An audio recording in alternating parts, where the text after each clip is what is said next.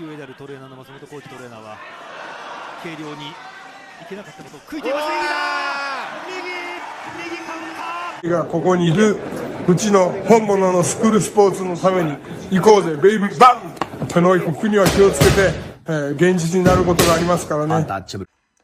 Alright, so we're going to go ahead and continue the long-standing tradition of covering Japanese boxing here on True School Sports. True School Sports, the #1 source for Japanese boxing in America. And I'm really excited to make this video because this is a fighter that I haven't talked about in a long time because he was on a 1-year suspension. He missed weight when he was at featherweight, which is a very, very big deal in Japan. You know, being professional and being a man of your word and honoring making the weight that was signed on the contract is taken a lot more seriously in Japan than it is in America, unfortunately. That's just the reality. But so Keisuke Matsumoto, he has in fact resurfaced, and he just had his first fight since October of 2024.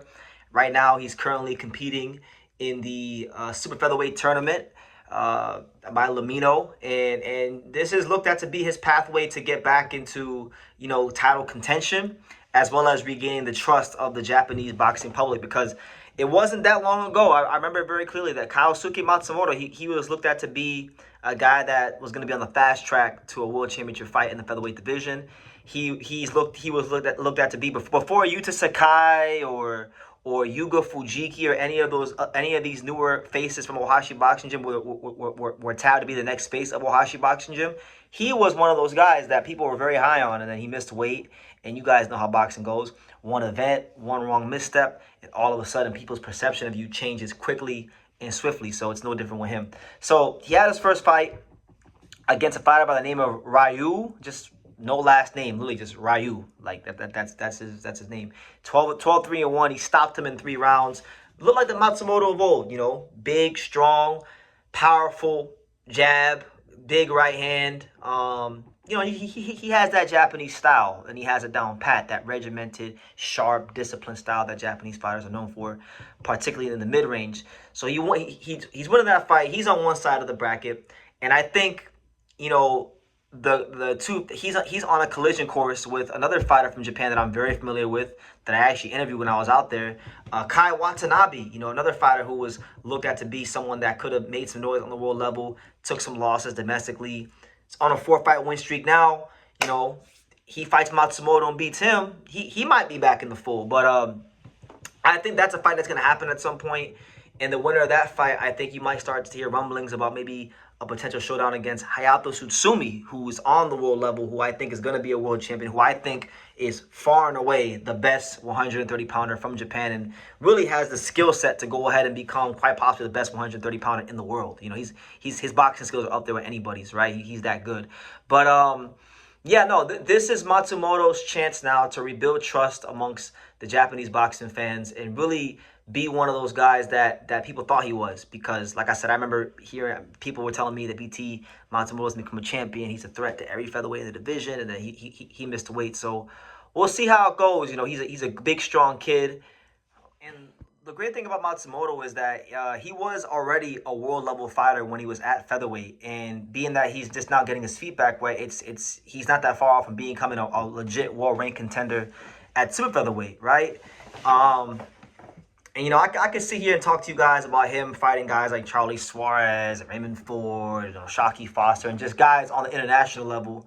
But if we're just keeping it in the realm of Japan, what he has going for him, because the super featherweight division is a division that Japanese fighters have a tradition-rich history in over the years. You know, think back to guys like Takashi Uchiyama, and, you know, even one of the greatest fighters in Japanese box history, Kuniaki Shibata, who beat the great Vicente Salvador. These guys competed as super featherweights and had a lot of success. So when you talk about domestically, the kind of fighters that are going to be available for Matsumoto to fight, I mean, I mentioned Hayato Tsutsumi earlier. I mentioned Kai Watanabe, who we might fight in this tournament. But I mean, even outside of those guys, you have fighters like Konichi Ogawa, who's challenged for the world title. You have Masanori Rikishi, a guy who's challenged for the world title, and guys like that. So there's fighters domestically in Japan that Matsumoto can fight, and not only will it be good for him to beat those guys and rebuild his trust as one of the best young fighters in Japan amongst the Japanese public,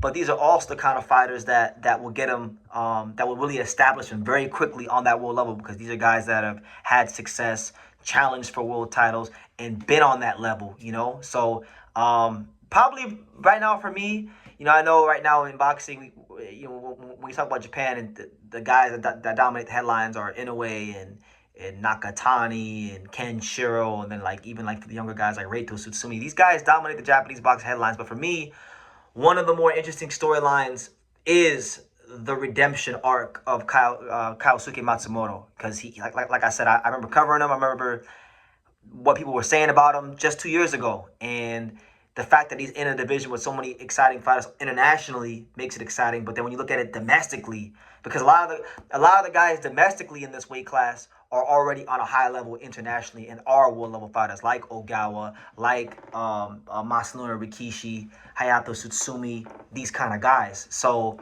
Matsumoto gets, you know, a win or two more, and boom, you're talking about big domestic level fights that do translate to world level ranking and world level, just him moving up the world level rankings. And then boom, you can start talking about Matsumoto against other fighters like Liam Wilson and Charlie Suarez and you know, Josh Padley, if you will, Robinson Consensao. I think if he beats some of those names in the top 15 from Japan that have been world title challengers, it puts them on that trajectory. So I'll be following him real closely. I just wanted to kind of make my little video about him and let everybody know that Keisuke Matsumoto is back. He's active. He got a win about 2 weeks ago.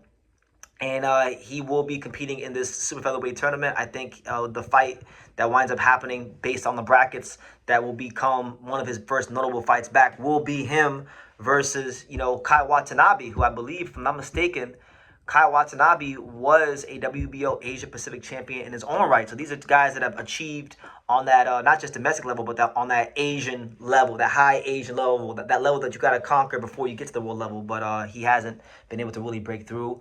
We'll see. Maybe he makes his name off Matsumoto. We'll see how it goes. But that's going to be, in my opinion, that'll be Matsumoto's first notable fight back, unless Watanabe just loses again in his next fight. But let me know what you guys think. What do you guys think about Matsumoto being back? You know, leave your comments down below.